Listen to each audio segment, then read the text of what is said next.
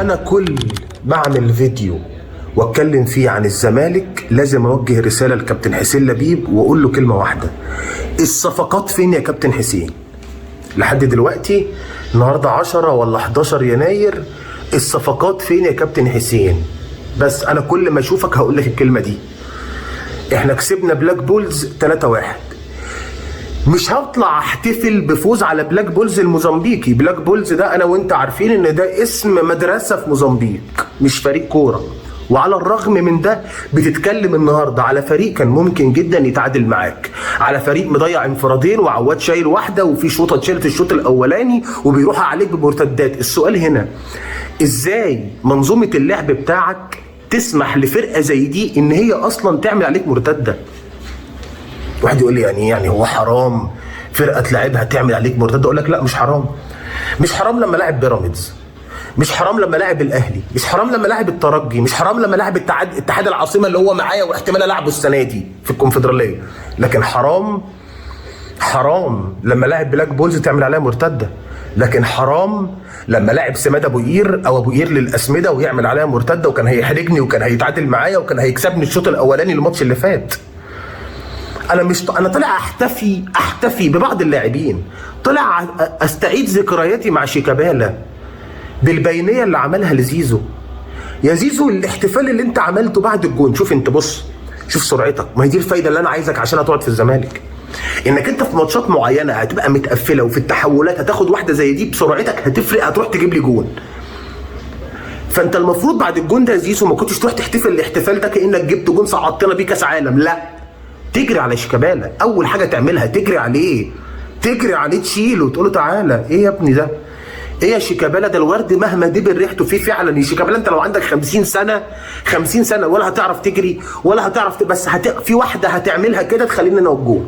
اللعيبه يا شيك، الاسيست العالمي ده في هذه المباراه. لا الجول الثالث ده سيبك من المباراه بحالها، الجول الثالث ده عالمي بجد والله. اسيست شيكا وجون زيزو زي ما انت شايفه قدامك، والسبرنت وزيزو التحم وبنفس السرعه ويلحق ويجيب. لا جول حلو الصراحه، جول حلو. وانا مبسوط ان زيزو اصنع لي الفارق. اصل 2-1 انا قاعد متوتر، انا كده اصعد المجموعه، بس فرقه اسمها بولز ما ينفعش تتعادل معايا.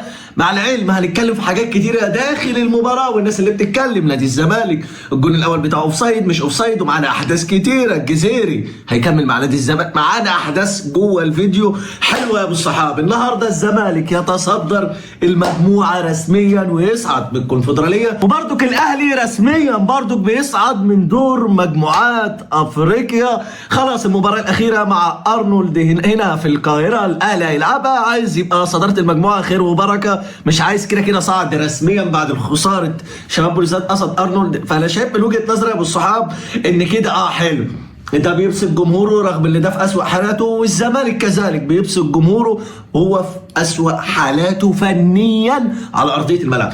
الحمد لله يا ابو صحاب الزمالك كسب، بس هنمشي خطوه خطوه النهارده في مباراه بولز ديت علشان بس نتكلم فنيا ونتكلم بالعقل والمنطق، علشان برضو هفضل اقول لك من وجهه نظري.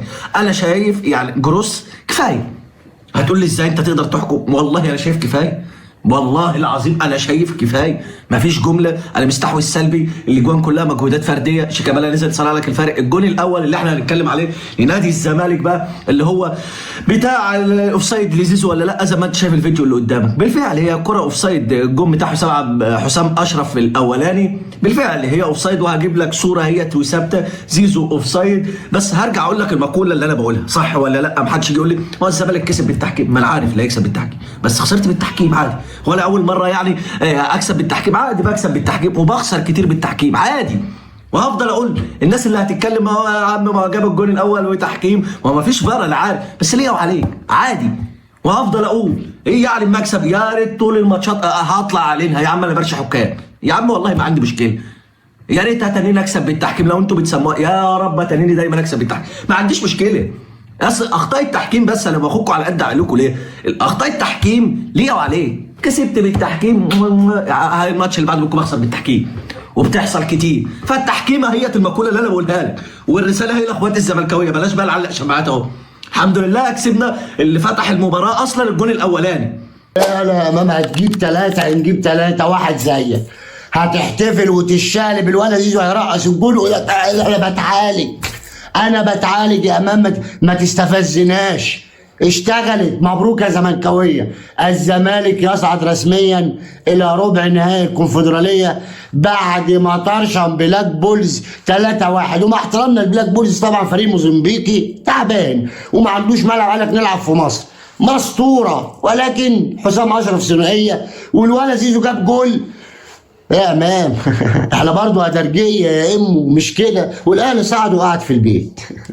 الاهلي صعد لربع نهائي دوري ابطال افريقيا وقعد في البيت. مبروك لجمهور النادي الاهلي الصعود بعد فوز اورلاندو على المعلم بلوزداد. الاهلي هو في البيت صعد، مش محتاج اخر ماتش. ومبروك يا زملكاويه الفوز والصعود. 11 نقطه طرشامه. الحمد لله الحمد لله. تحياتي لحضراتكم، وبتمنى كل اللي بيتفرج عليا لايك وشير للفيديو. الزمالك يفوز على بلاك بولز الموزمبيقي بثلاثيه مقابل هدف. هدفين للولا حسام اشرف وهدف للمعلم احمد السيد زيزو. رقص الجول وقال لامام هترازي هالرازي هتكسر، هتحتفل هنحتفل، هترقص الجول هنرقص الجول. يلا بقى يلا بقى. بس كنت عايزك تعمل نمره يا زيزو. ليه طيب كده؟ ليه مش كلح زي امام؟ ما علينا ما علينا. مبروك لجمهور الزمالك.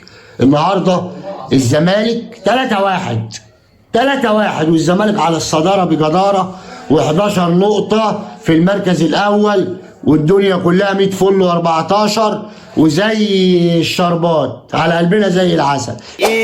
اخواتي الرايقين مش هتتصدروا لوحدكم، لا اخواتي الرايقين طبعا انا مستنيكم يا رجاله. تصدرنا المجموعه الحمد لله تعالى وصعدنا لدور الثمانيه باذن الله. باذن الله خلاص صعدنا لدور الثمانيه.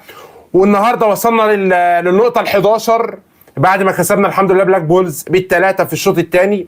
اداء ولا اروع، اداء ولا اجمل، اداء ولا احلى في الشوط الثاني. وسبحان الله احنا بنشوف الاهلي عمل امبارح وبنعمل زيه.